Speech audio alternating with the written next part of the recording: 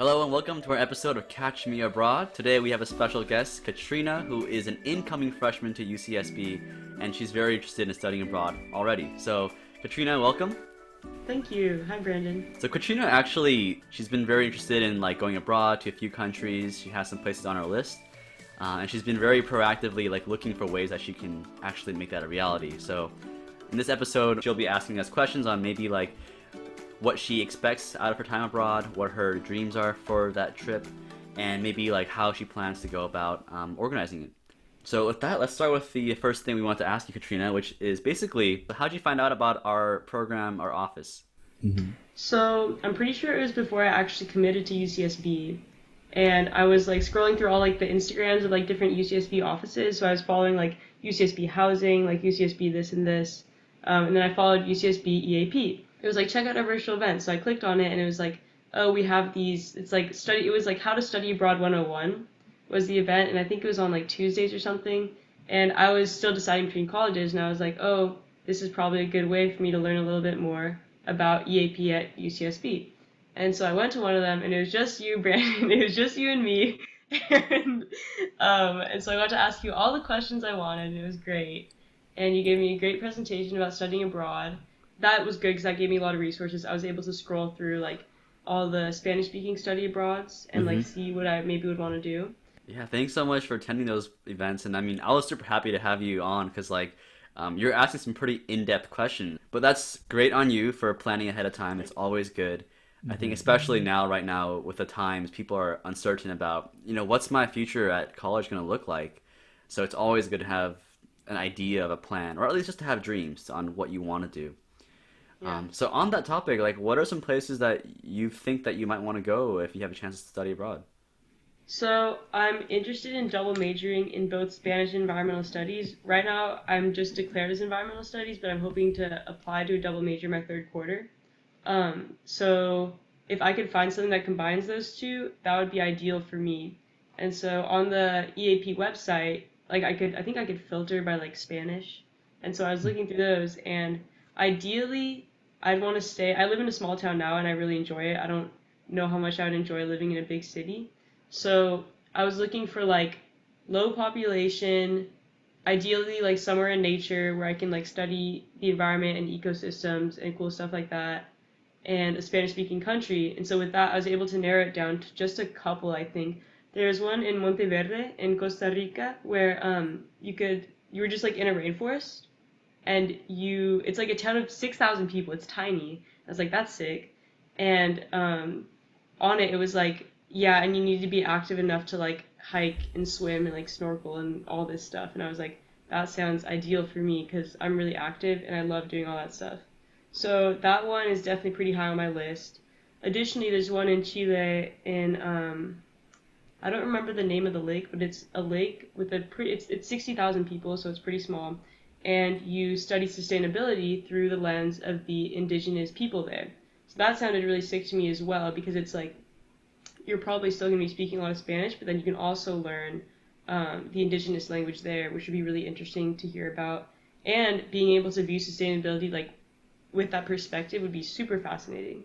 Yeah, those sound like really interesting programs. And I mean, the cool thing about study abroad is that each experience is so different and varied. Carl and I, we were kind of the opposite. We were kind of used to this smaller environment, so we wanted to kind of branch out, and we spent time in these big cities in Bristol and Seoul. And I think what's really cool is that you count on something that I've always told freshmen at freshman orientations as a piece of advice, because when you're choosing a program, it's always overwhelming because there's so many things going on, where should I go? What goals do I have in mind? How can I narrow it down?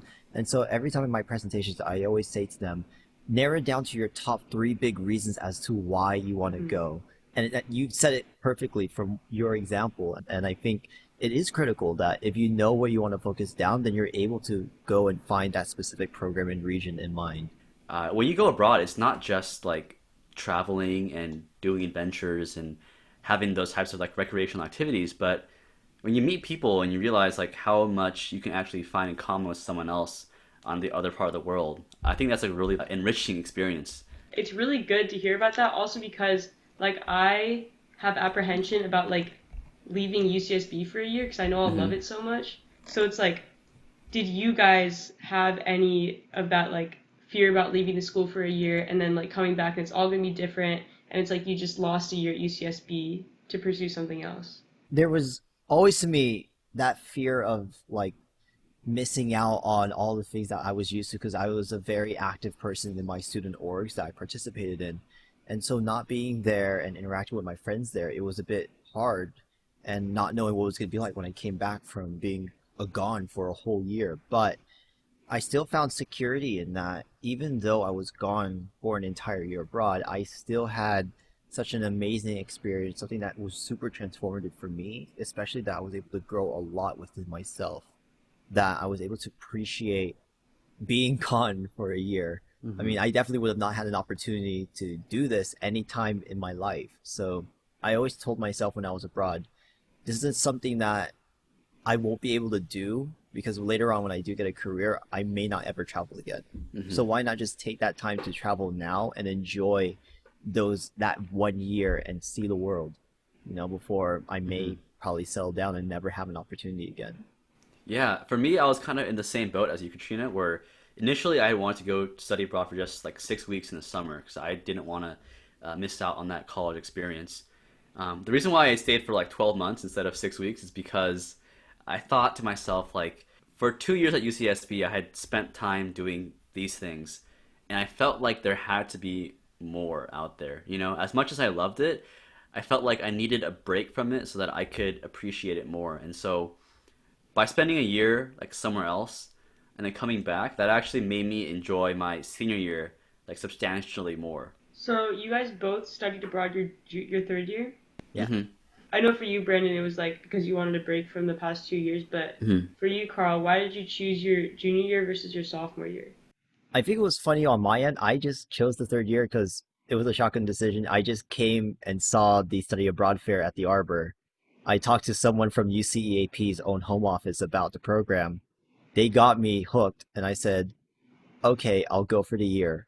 And then I just started planning it. And the more that I was deep in the planning process, I then realized, like, oh my God, I can actually take all my major courses, because I was thinking academically, abroad, and it will count. And I talked to the history department. They were super chill. They're like, yeah, any course you take there, we're just gonna put it towards your major. It's fine. We'll put it upper div. I was like, oh, okay. So I just took the deal, and that's why I went for the year. Something that a lot of our students are kind of worried about is like, how can I afford being gone for so long, Mm. living in a different country? And actually, Carl, when you and I were sophomores, I was at your house. And we actually had this conversation about like how that played a part in our decision. Yeah, You want yeah. to talk a little bit about that? Definitely for me, in terms of the finance, I was a financial aid student, and so I was concerned a lot about how it was going to work. But I found out that financial aid carried with me. So then, when did you guys really start planning like the aid and the like? Did you feel like you had to start planning like a year before? Maybe a few months before you apply, just because like one thing Mm. is you have to be emotionally committed. Yeah. Like you know what I mean? Like it is a big chunk of your life, so you do want to like make sure Mm. that you're going somewhere that you genuinely want to go to. And then after that, it's just kind of like planning step by step. So when you're going through that process of after you've gotten there, really investing, like you said, Hmm. how long did you feel like it took you to get into a routine? Well, if I can say it in a quantitative way, it was like about 3 weeks because what was good is that I had an orientation the week with a weekend with UCEAP at our study center, and then I had a week to settle in, and they had what was equivalent to us here at UCSB. They have a freshman week, so I was able to network, meet new people there, and that kind of helped me settle. But to get Hmm. that routine, it was hard because yeah, I won't admit like the first week was so tough because I'm in far away. I was getting homesick, and just the shock of wow, I'm so far away from my family. I won't see them for a year. That comes in. But then once you start pushing yourself out, becoming a little bit more social and meeting new people, and then Hmm. realizing, oh my God, wait, this is actually good. And then you get involved with clubs, orgs, and just being immersed in your country, then it just seamlessly goes away. Yeah. For me, I would say the immersion process took a whole year. Like, and it was kind of broken down into steps. During that summer program, after the first 6 weeks, I thought to myself, like, okay, I have mastered how to be a tourist. Like I had become the perfect tourist at this point. And then by the end of my fall semester, I was like, okay, I think I've done a lot here. I can be a perfect exchange student. And then by the end of the spring quarter, so like after the full 12 months, then I was like, okay, I think I'm ready to like say that I can live in Korea comfortably and I know how to just be here. And by then I had to actually go home. So for me, it took like the whole entire time. So that's why I recommend, get as much time as you possibly can.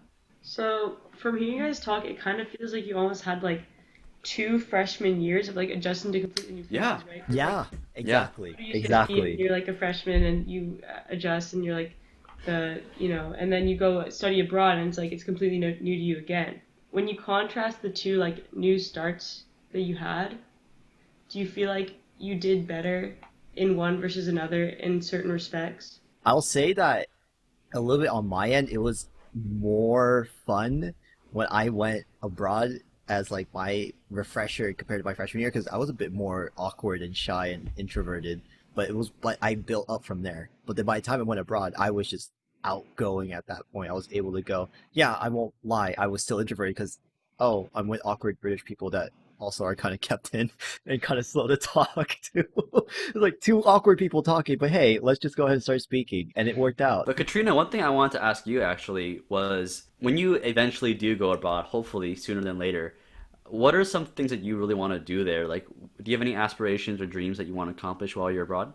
Well, for one thing, it's like it's really cool to have friends in foreign countries, because it's like you can go visit them, and it's like you like connect with like about such different things. So I'm really excited for that, for just really like soaking in all the diversity of the people that will be there.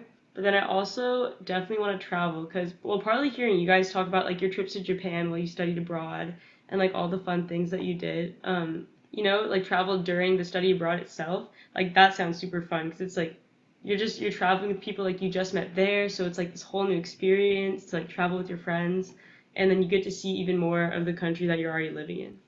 And then another thing I'm also looking forward to is like I've always just dreamed of like moving to another place and just establishing like a solid routine of like getting up, running in the mornings, like doing schoolwork, and then just like settling in, but with like a whole new culture, like a whole new scene. So that seems really cool to me to like have that set routine, but in somewhere completely new. So I'm really excited for that. For taking when you were taking classes Hmm. in a foreign language for your first time, did you feel like you were drowning? I did have a chance to experience like a classroom setting where you only use one language that's different than what I'm used to. It kind of made me like rethink how I behave in the classroom because normally I'm like the one to always raise my hand and talk and or like help other people talk. But now I had to kind of be more careful with my word choice because I didn't know the words I wanted to say. So I was like kind of more in a position where I had to always be like on my toes and thinking and adapt in that moment. And that gave me a whole other set of skills that I wouldn't have got had I just taken classes in English.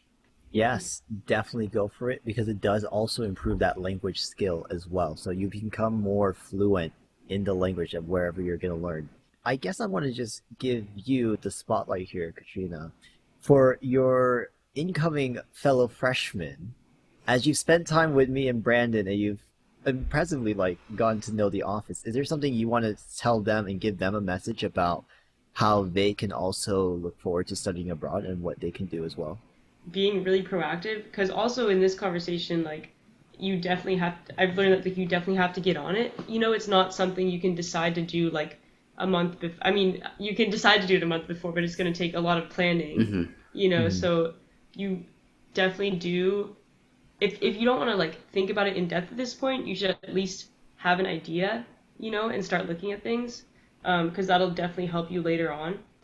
And then also just like also from talking to you guys, it sounds like a lot of what influenced your decision was talking to other people who had studied abroad. So I think that's probably the biggest thing, is making those connections and getting those contacts with people who have had these experiences and hearing from them what it's like and if it is for you, because that's probably what's helped me the most. If you do want to learn more about study abroad, great resources that we have is our website, UCSB EAP. So that way you can learn more about upstarting your journey for study abroad. And a good plugin from there is Gaucho Credit Abroad. great academic resource if you want to know what courses you can take abroad, how it counts towards your major, and what students have taken. And last but not least, talking to us, our new peer advisors coming in, super, super great. Speak to them because they are returning students, and our staff at the office, super knowledgeable, super friendly. I do want to thank you so much for joining us and giving us your greatest insight, and even asking us questions too as well. It's a nice little refresher to help you out and for us to go in this position. No, yeah, thank you guys. I'm really glad I got to go on this, and then I got to talk to you guys again. Thanks so much for being on the show. Best of luck to you for this upcoming school year, and we keep us updated on how everything goes and eventually where you end up going abroad. Yeah, for sure. Thanks for having me, guys.